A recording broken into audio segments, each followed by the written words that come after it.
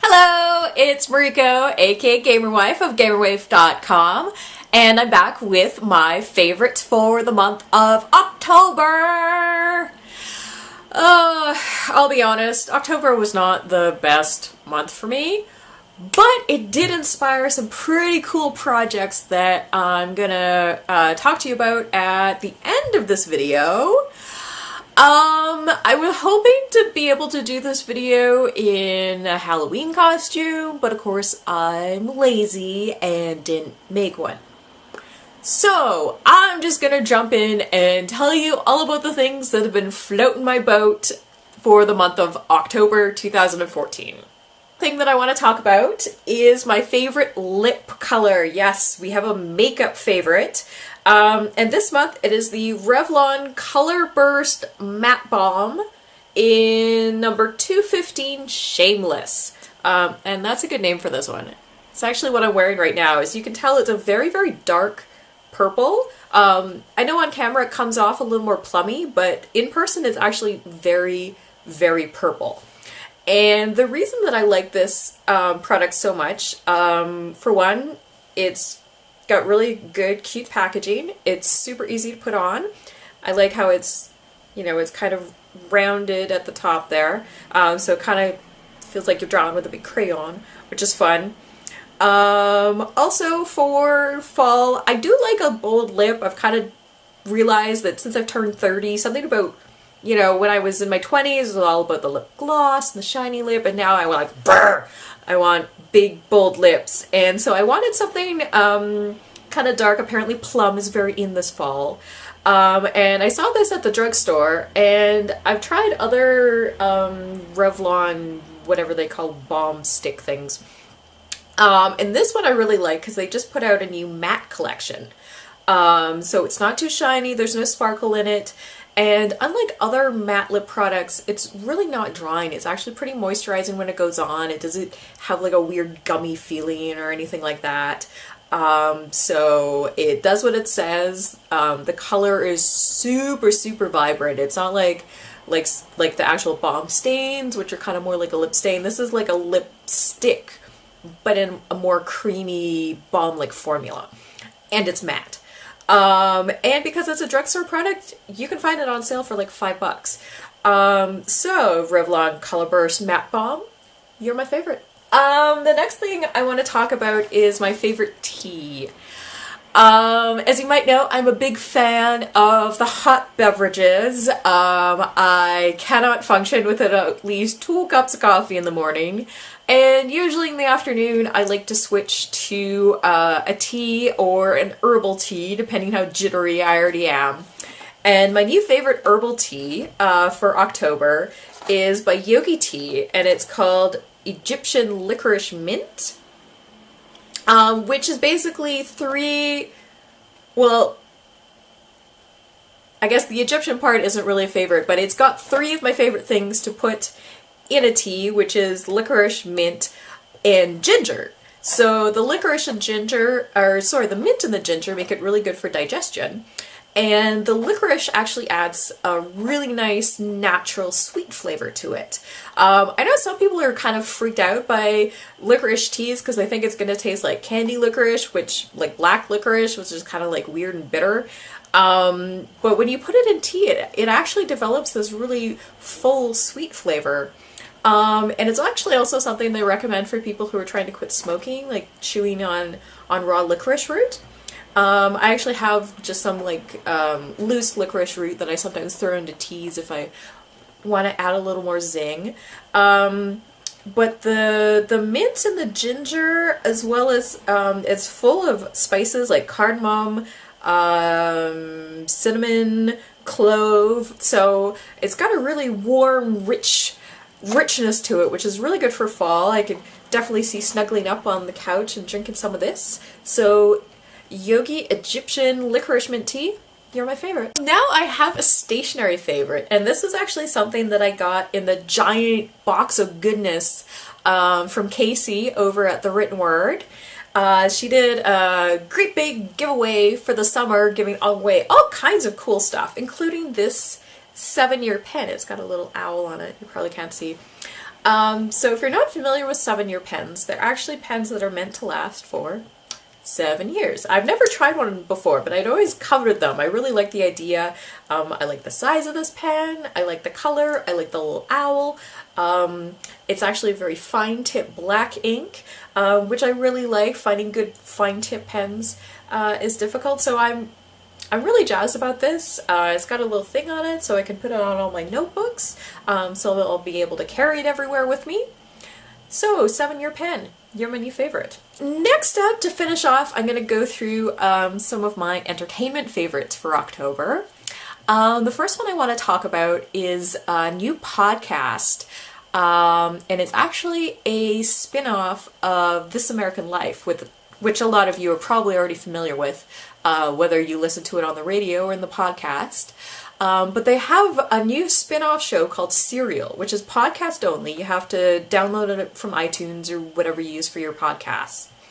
And it's basically one story told over a series of podcasts. So like, I'm not sure how long this is going to go, if it's like a few months or a year.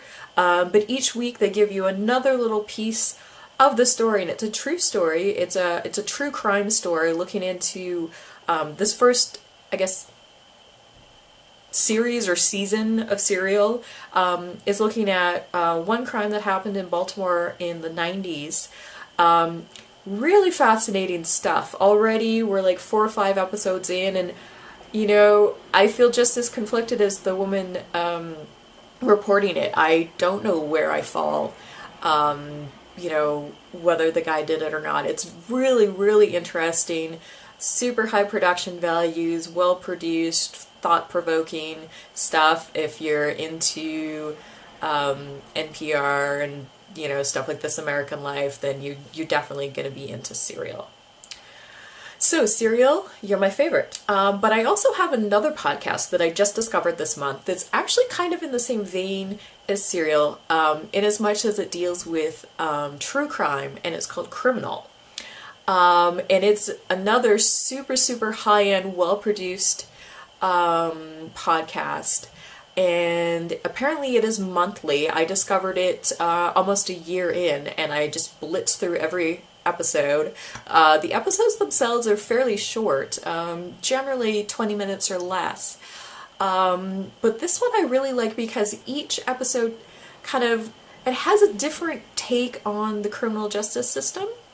So in the same way that something like Planet Money investigates different things with economics or economics on a global scale, this deals with criminal justice, things like interviewing a coroner, you know, this someone who's a very young female coroner and how she ended up there, and I found that one really fascinating. You know, crackpot theories on murders or crime waves that no one is aware of. Apparently in the Carolinas there's this Venus flytrap crime wave that's happening right now that is just totally mind-blowing, and I never would have learned about it except for this podcast. So Criminal, you're my favorite. Next up, I want to talk about some Netflix picks. First up is a TV show pick. I actually have 2 for this month. The first one is Twin Peaks. Oldie but a goodie. It's one that I've watched before, but Rick has never watched it, so I'm finally sitting down with him and making him watch it, and I'm just falling in love with the show all over again, and especially Kyle MacLachlan as Agent Dale Cooper. Oh, that lovable weirdo! I'm so obsessed with him all over again, and it's all Eric's fault.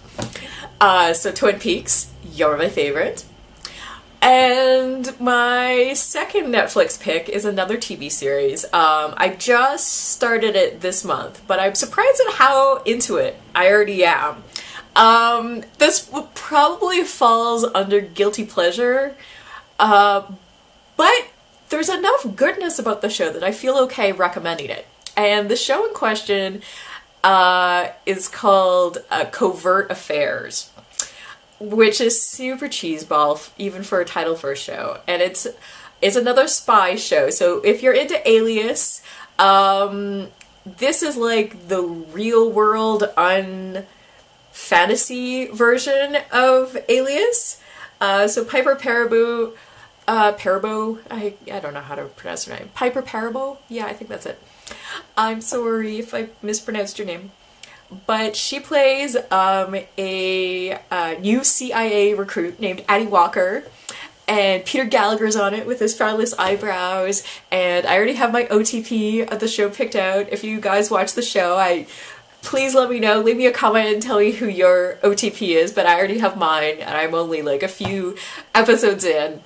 But it's actually surprisingly well done. Like the actual plots could be kind of hokey, or the premises can be kind of hokey, and like I do not buy her one true love in Bali. Like I think that's just, or Sri Lanka. I think that guy's garbage. I think that whole plot is garbage. I know it's like the jumping off point for the whole series. I don't care. I just want the day-to-day stuff. I love how they're presenting her as like, you know, she's super gifted, but at the same time, she's like the low rung on the totem pole, and so she has to do all these like hazing things to kind of prove herself to her superiors. It's got lots of great strong women in it, and just the right amount of eye candy. But yeah, surprisingly enough, Covert Affairs, you're my favorite. So I think that actually wraps up my favorites for the month of October. So now I just want to quickly talk to you about a little project that I'm starting on November 1st called the Put Together Project, or hashtag the Put Together Project. Oh, I cannot believe I just did that. I'm so sorry, guys. Anyways, so the Put Together Project is something I came up with in October, because October, I'll be honest, was not that great for me. I sometimes get depressed, like really depressed. Like I hang out in a bathroom for a month, depressed. And I had another bout in October, and it was rough. And you know, it's one of those things, working from home, it is very easy not to pay too much attention to your appearance, and it becomes like this cycle that just kind of feeds into itself. You feel crappy, so you look crappy, so you feel crappy, so you look crappy. And now that I'm finally coming out of it, and I'm, you know, feeling pride in my appearance again, I wanted to kind of challenge myself. So I've put together a 30-day challenge for the month of October, or for the month of November, where every day I'm going to photograph myself with a put-together face, a put-together outfit. You know, and it doesn't have to be anything really elaborate or high fashion or anything like that. The idea is, even if it's a t-shirt and jeans, that some thought went into putting on that t-shirt and jeans. I've brushed my hair, I've brushed my teeth, you know, I've washed my face. At the very least, if I want to put on some mascara, then bully for me. But just to take some time, taking pride in my appearance and pride in myself. And then using that as a way to kind of spread awareness for mental health issues. So I'll be posting for the entire month of November on Instagram and Tumblr under the hashtag PutTogetherProject. And I would really love it if more people join me in this, using the hashtag. You know, you want to challenge yourself, you want to have pride in your appearance, you want to raise some awareness for people who do have mental health issues. And as well, I'm going to use this as an opportunity to try and raise some funds for a local organization. I haven't nailed down the exact organization yet, but it's something that, you know, I have a full month to come up with. And my goal is to donate $1 for every day that I'm successful in my project, or $5 for every day that I'm unsuccessful in my project. And then at the end of the month, make one big donation to a local organization that I think is doing good work in mental health. So that's the project. I'm going to include more details about it on my blog, and you'll find it all in the description box. As well, if you enjoyed this video, please give it a thumbs up and consider subscribing to the channel. Maybe share this video with your friends, you know, share it on the social medias if you liked it. If not, boo for you. You can follow me on Twitter at GamerWifeBlog, same thing at Instagram at GamerWifeBlog, and as always, you can find me at the website gamerwife.com. Alright, I'll talk to you guys later. Bye.